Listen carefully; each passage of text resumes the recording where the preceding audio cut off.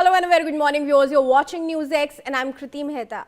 Now, according to reports, a draft memorandum of understanding outlines a 14-point framework between the US and Iran aimed at ending hostilities and stabilizing relations. It proposes an immediate and permanent end to conflict across all fronts and rules out any future hostile action or use of force by both sides and their allies.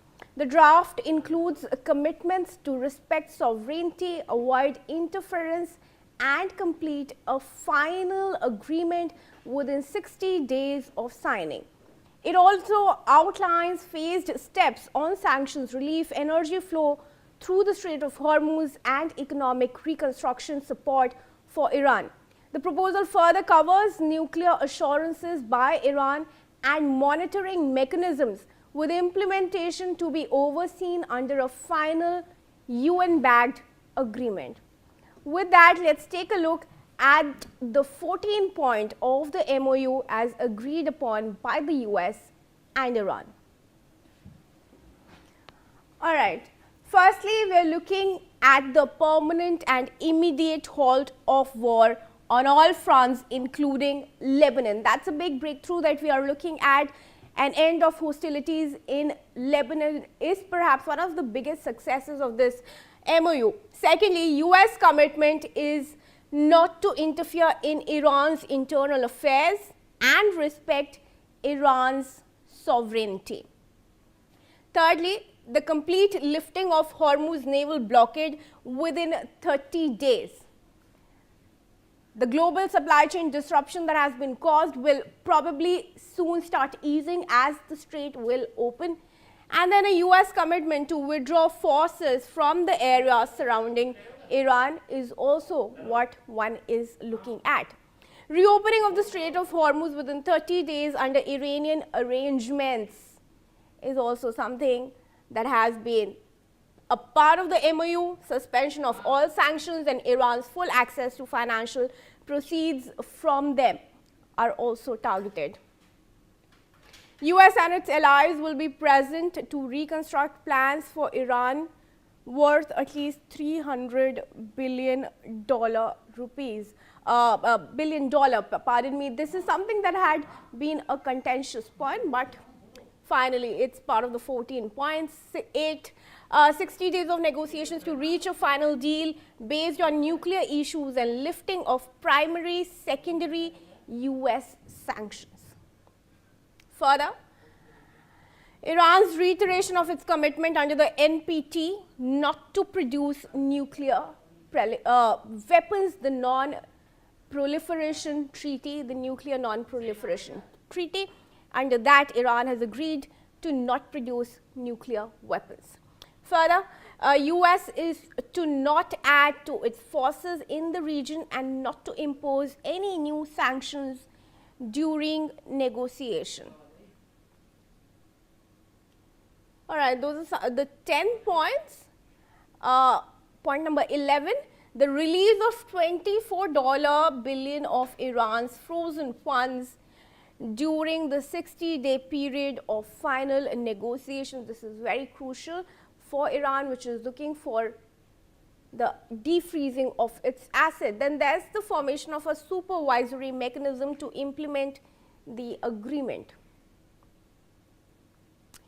Moving on, the final agreement will be approved through a UN Security Council resolution. And lastly, the final 14th point, a final agreement will be approved through a binding resolution of the United Nations Security Council. So those are the 14 points broadly that we are looking at. And finally, let's get in a word from former diplomat Ambassador Suresh Kumar Singhal as well on this. Ambassador, what is your take of how the MOU has been charted out? Do you think all of these points will actually be the reality in the next 60 days? First of all, it's a very positive development when we look at the global economy and India in particular. That Strait of Hormuz is going to open. The pressure on the oil supply and the pressure on the oil prices, crude oil prices, will somewhat reduced. And already we are seeing in the market that market is taking it very positively. The crude prices have already gone down below $80, which was reached up to 120. So I mean, of course, it will not reach below or near the pre-war rates, which is about 68, $67 per barrel. But it will take time. But what I see is that uh, President Trump has not been able to achieve its stated goal in this 14-point program, which you have stated. But whether it will be successful, I have, there's a long way in my view. 60 days window, I think is very short window. They have to extend because it will be, there are many issues which need to be discussed threadbare, and various guarantees are required to be given by the both sides to ensure, because this is zero trust factor between US and Iran, because both have gone back on their words and they don't trust each other. That is why this, I think, this provision of being, guaranteed or approved by UN Security Council, I think is a very positive development. That be a backing, it will have a backing of the all the five permanent members and other members of the UN to the support. But I think the immediate task is we have to, when we look at the implementation part over a period, what we have to see the short term. In the short run, if they are able to achieve the objective which they have set out, one, opening of the Strait of Hormuz, removing the blockade of Iran, and easing sanctions on Iran and providing, I think there's a provision of giving them some of the frozen assets. So it will bring immediate relief to Iran and to the global economy. And most difficult task, in my view, is going to be on the question of the uranium enrichment. Because if US and Israel want complete uh, taking away the option of the enriching the uranium, even for the peaceful purposes, which Iran is not willing to give up. And second is, of course, the issue of this enriched 60% enriched uranium is about 450 kilograms, which is buried in Iran somewhere.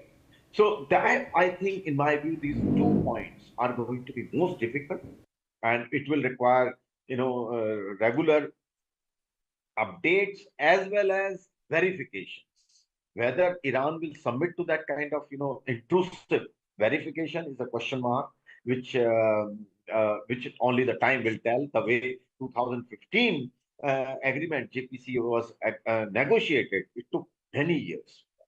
So the That's 60 days window, in my view, is very, very short. Very ambitious. all Thank you, right, Kriti. sure. In fact, Ambassador, also want to check in from you. Who do you think the deal is going to most favor?